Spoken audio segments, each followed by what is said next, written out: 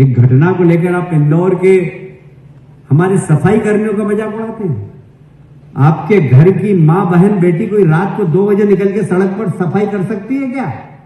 ये इंदौर के हमारे सफाई कर्मी हैं जो अपनी महिलाओं को इंदौर साफ करने के लिए रात को 2 बजे भी भेजते हैं। ये इंदौर शहर है, उनका आप मखौल उतारते हो। शर्म आना चाहिए तुमको ये बोलने के पहले कि हमने गलत दस्तावेज दिए। तब ये बात आप अपने मन से निकाल रहे हैं। ये मां अहिल्या की नगरी है, न्याय की नगरी है।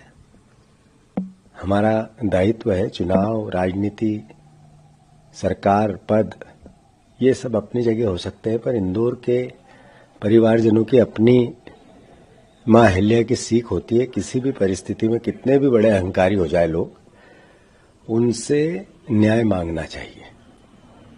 मैं इंदौर शहर की जनता से भी आग्रह करना चाहता हूं, बहुत हम्बल और विनम्रता से, कि इनको आपने जितने वोट दिए उसका प्रतिसाद है इस तरह की भाषा। अभी पत्रकार को गाली दे रहे थे। जिला प्रशासन को ये बताना पड़ेगा, क्योंकि अब्दुल नईम जिसके लिए स्कूल बना रहे थे वो कौन लोग थे? वो थे दलित और आदिवासी। मुझे आज याद आती है पेरियार की वो लाइन, जब उन्होंने कहा था कि इस देश में हिंदू कौन है? हिंदू सिर्फ और सिर्फ ब्राह्मण है। ये आज साबित हो गया, क्योंकि अब्दुल नईम जो है वो बनाना चाहते थे स्कूल दलित और आदिवासी बच्चों के लिए। मुसलमान तो सिर्फ 3 ही घर थे भाई, 3 ही परिवार थे।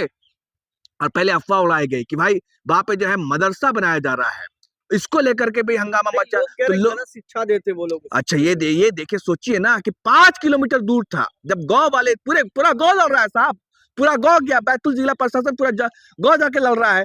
मुसलमान 3 घर है, बस 3 परिवार है मुसलमान, और बाकी कौन लोग थे? तो ये जो बाबा साहब अम्बेडकर ने कहा था पढ़ो लिखो शिक्षित बनो संगठित रहो, तो इसको तोड़ने का जो मंसूबा है, जो नापाक, क्योंकि अगर जो बाबा साहब अम्बेडकर की लाइन है कि शिक्षा उस शेरनी की दूध है, जो पिएगा वो दहाड़ेगा। अगर वो दलित के बच्चे, वो आदिवासी के बच्चे, जिस दलित के ऊपर, जिस आदिवासी के ऊपर पेशाब कर दिया जाता है, अगर वो बच्चे पढ़ लेंगे, वो अपना हक और अधिकार जान लेंगे। इसी से तो महरूम रखना है, तो फिर वो मस्जिद के सामने तांडव कैसे करेंगे? वो मस्जिद पर जो जुलूस निकलती है वो भगवा झंडा कैसे लगाएंगे? यही चीज है। इसी चीज को देखते हुए इन जो नफरती चिंटू है, ये लोग, सरकार नहीं चाहती है कि दलित के बच्चे, आदिवासी के बच्चे पढ़े और बढ़े आगे। अब देखिए ना, बीजेपी में तमाम नेता हैं, वो लोग कहाँ पढ़ाई कर रहे हैं?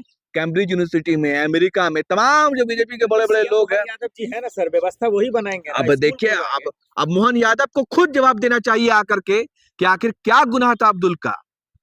क्या आप उन्होंने क्या, वो मदरसा कोई ट्रेनिंग था क्या? आतंकवादी का ट्रेनिंग था क्या?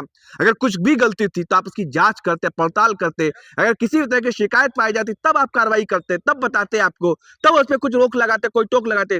पूरा गांव, पूरा समाज इकट्ठा है कि ये जो हुआ है ये बहुत गलत हुआ है। अब्दुल ये चाहता था कि गांव का जो बच्चा है उसको दूर ना जाना पड़े, उनका मुस्तकबिल संवारा जाए, उनका मुस्तकबिल बनाया जाए। इसलिए अब्दुल ने सोचा कि भाई साहब अपने पास से, अपने पॉकेट से 20 लाख जो उनकी गाड़ी कमाई, मेहनत मशक्कत की कमाई थी, उसको लगा करके वो अब्दुल स्कूल बनाना चाहता था।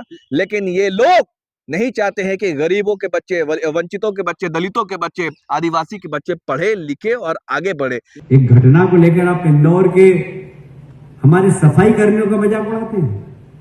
आपके घर की मां बहन बेटी कोई रात को 2 बजे निकल के सड़क पर सफाई कर सकती है क्या? ये इंदौर के हमारे सफाई कर्मी हैं जो अपनी महिलाओं को इंदौर साफ करने के लिए रात को 2 बजे भी भेजते हैं। ये इंदौर शहर है, उनका आप मखौल उतारते हो। शर्म आना चाहिए तुमको ये बोलने के पहले कि हमने गलत दस्तावेज दिए। तब ये बात आप अपने मन से निकाल रहे हैं। ये मां अहिल्या की नगरी है, न्याय की नगरी है। हमारा दायित्व है चुनाव, राजनीति, सरकार, पद, ये सब अपनी जगह हो सकते हैं, पर इंदौर के परिवारजनों की अपनी मां अहिल्या की सीख होती है। किसी भी परिस्थिति में कितने भी बड़े अहंकारी हो जाए लोग, उनसे न्याय मांगना चाहिए।